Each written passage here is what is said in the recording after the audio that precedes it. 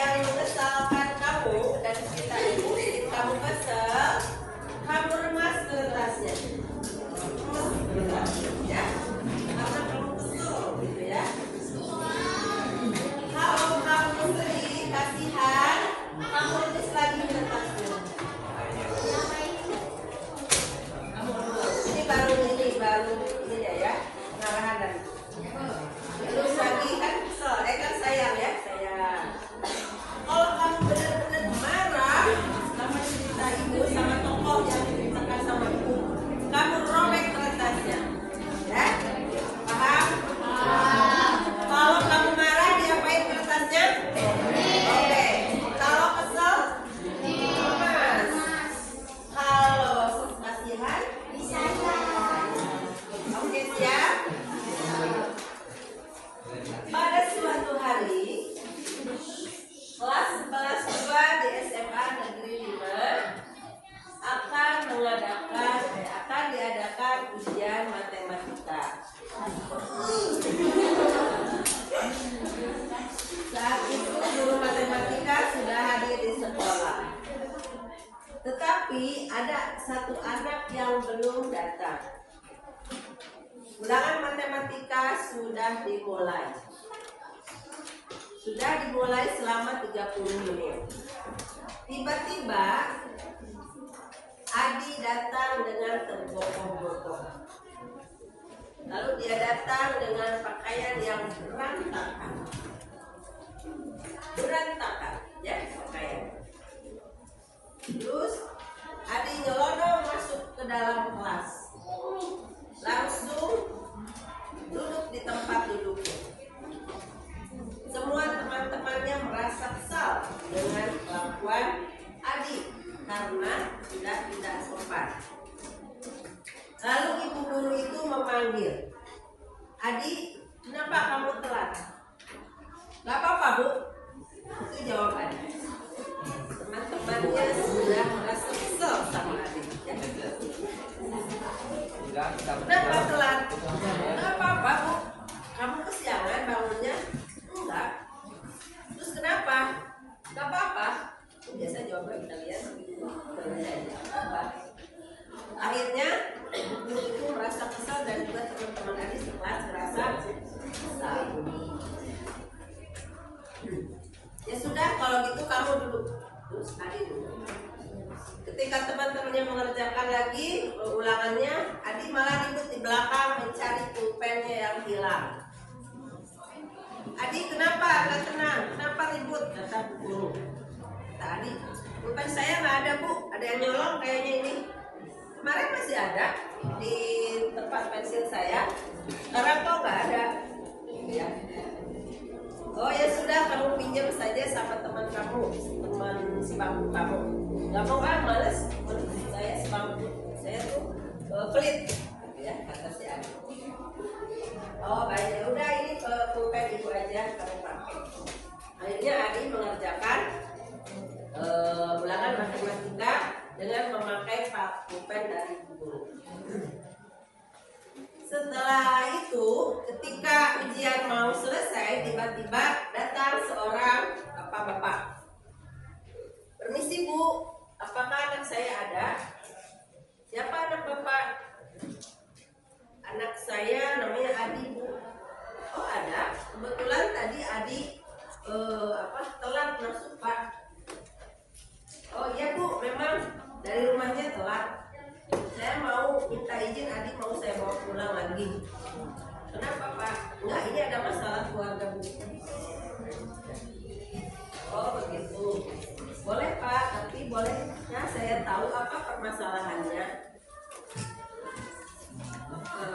Coba Adi, si Adinya diem aja.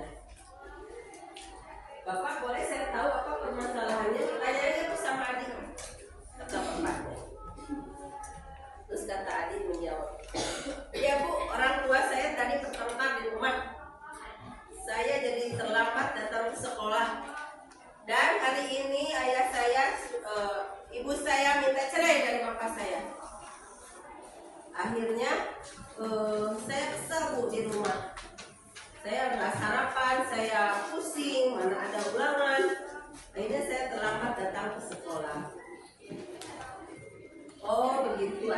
baik kalau begitu ibu paham. Ya sudah Bu, adik saya ajak pulang dulu ya Bu, karena ada urusan keluarga yang harus kami selesaikan. Oh iya silahkan Pak, nanti ujian adik biar nanti susulan saja. Silakan adik ikut pulang dengan ayah. Oke, itu cerita. Tadi ada nggak rasa kesal sama adik? Enggak. Ada nggak? Nggak ada. Rasa marah? Nggak ada. Rasa sayang? Ada. Jadi dominan rasa apanya? Sayangnya. Masya Allah. Rasa ini berarti pengolahan emosinya sudah sangat luar biasa. Ya. Jadi dari hasil cerita tadi, dalam kehidupan ini banyak sekali perasaan-perasaan yang harus kita mainkan, ya. Banyak ketika kita merasa kecewa, ketika kita merasa marah, ya. Ketika kita merasa bahagia. Nah, ini.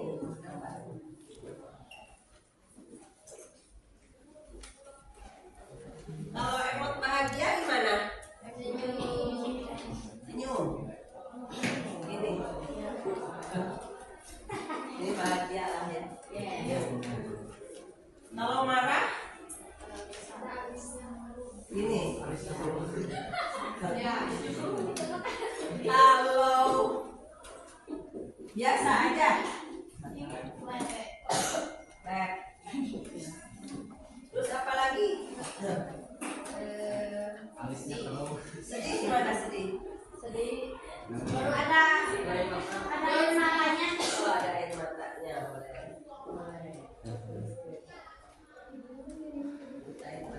Terus apa lagi? Banyak ya perasaan-perasaan kita itu ya. Nah, kita harus pandai mengelola emosi dengan sebaik-baiknya. Ketika lapar, kita bisa saja bukannya cemberut, tapi bisa juga dengan tidak cemberut, gitu ya. Bisa dengan biasa aja. Karena pengelolaan emosi ini sangat penting bagi kita. Ya, kalau kita seorang yang emosional, jadi emosi itu nggak cuma marah, ya. Senangnya berlebihan itu emosional. Kecewa berlebihan itu emosional. Sedih berlebihan itu emosional. Jadi orang yang bagus ketika mendapatkan satu masalah, baik itu satu keadaan gitu ya, baik itu menyenangkan, menyedihkan, mengecewakan, apalagi menakutkan, itu tetap harus dalam keadaan stabil.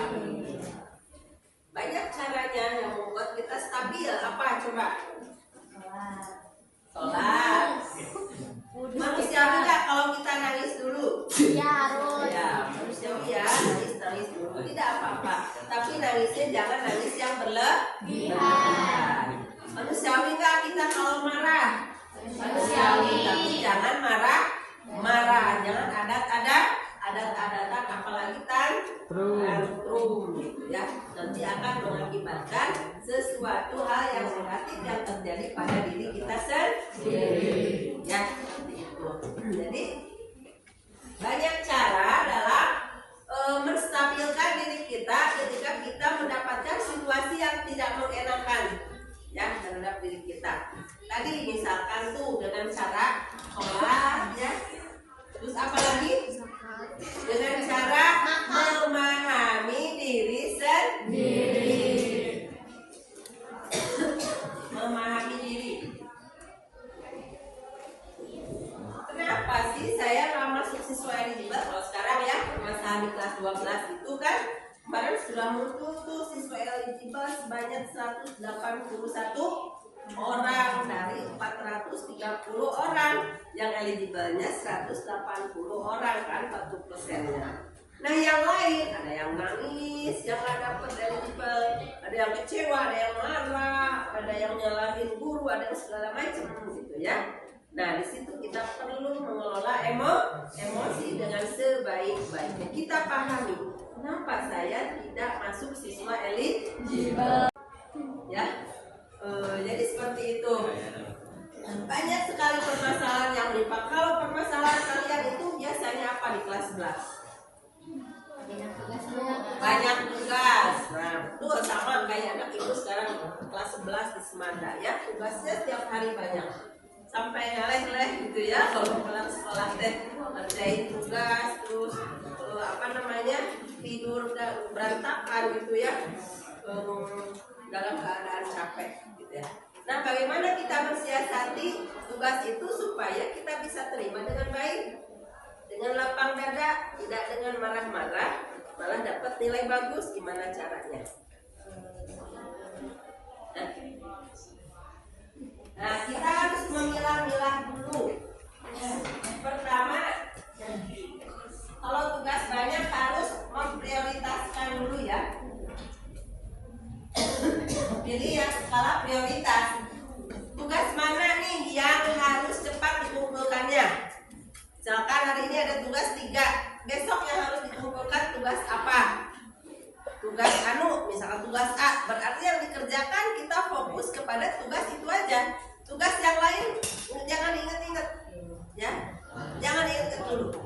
Kita fokus terhadap satu tugas dulu. Kalau kita datangkan tiga-tiganya, itu akan kacau di sini, akan pusing di sini, ya. Tapi kalau kita hadirkan dulu satu, sekarang tugas fisika, fisika, ini abaikan dulu. Itu enak ya. Sama itu juga sebagai guru banyak tugas, apalagi merangkap sebagai ibu rumah tangga, tugasnya bukan double lagi ya. Berlipat-lipat gitu ya. Kalau waktu di sekolah nggak mikirin kerjaan rumah, gosokan setumpuk nggak dipikirin gitu ya. Ujian, pelan nggak dipikirin. Pokoknya mikirin apa yang harus dikerjakan sekarang di sekolah. Waktu di rumah, hari Sabtu, hari Minggu, buka SMA 5, nggak mikirin semandi, pokoknya mikirin di rumah. Gitu. Jadi kita harus punya skala prioritas, ya, dalam menghadapi tugas-tugas yang banyak. Ini harus punya prioritas. Apalagi tugas kalian, masalah kalian itu di kelas 11. Selain tugas yang banyak, masalah pertemanan ada? Nggak ada. Kompak di sini Maya. Masalah apa? Masalah Oke ya, banyak sekali pokoknya permasalahan yang pasti kita hadapi. Dan ini belum apa-apa, belum kita kamu lebih dewasa lagi, umur tambah lagi.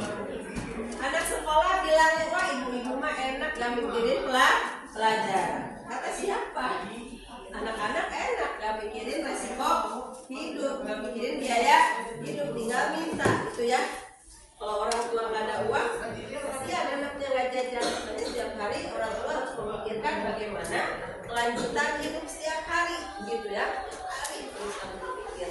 Nah, jadi itu masing-masing punya masalah, ya. Seperti itu. Jadi dalam mengelola emosi itu kita harus tadi ini ibadah ya, sholat itu ibadah berarti ya dengan doa, selain sholat doa, apalagi banyak lahir dalam ibadah ini dalam mengatasi permasalahan ini dengan zikir, doa, apalagi puasa misalkan gitu ya di sini. Terus memahami diri sendiri. Nah ini yang paling penting. Apapun posisi kita, siapapun anak, siapapun kita, anak siapa kita, ya, kita harus paham. Jangan kita ingin seperti dia, nggak akan bisa, ya. Jadi anak bapak itu mah enak ya, anak pejabat belum tentu. Anak pejabat juga banyak yang masuk penjara karena memanfaatkan kekuasaan orang tua. Ya, jadi belum tentu. Jadi jangan mengukur diri kita kepada orang lain. Syukuri apa yang sudah Allah takdirkan kepada kita. Ya, caranya dengan bersyukur. Nah, dengan bersyukur. Kalau kita pandai bersyukur kepada Allah, pasti Allah akan memberikan nikmat-nikmat yang lainnya kepada kita. Ya, itu ada dalam Al-Quran. Tahu kan? Apa? Dari itunya Al-Qurannya. Lain syakartum, azidanakum, wa in kafartum inna adzabi lasyadid. Kamu harus pandai pandai bersyukur. Kalau tidak, maka azabku lebih pedih. Banyak orang yang tidak bersyukur hidupnya ya. Udah punya teman satu pengen dua, udah punya pacar satu pengen dua. Akhirnya bentrok tuh pacarnya karena gitu ya. Oke ya, ada yang bertanya di sini? Ada yang ditanyakan? Tadi kertasnya ada yang kusut enggak? Ada. Coba yang kusut angkat. Yang diremas? Oke. Yang dirobek? Ada. Yang masih mulus? 1, 2, 3. Terima kasih ya. Jadi nanti ke depannya setelah materi kelola emosi ini, mudah-mudahan kalian bisa cerdas ya, cerdas dalam menghadapi setiap permasalahan.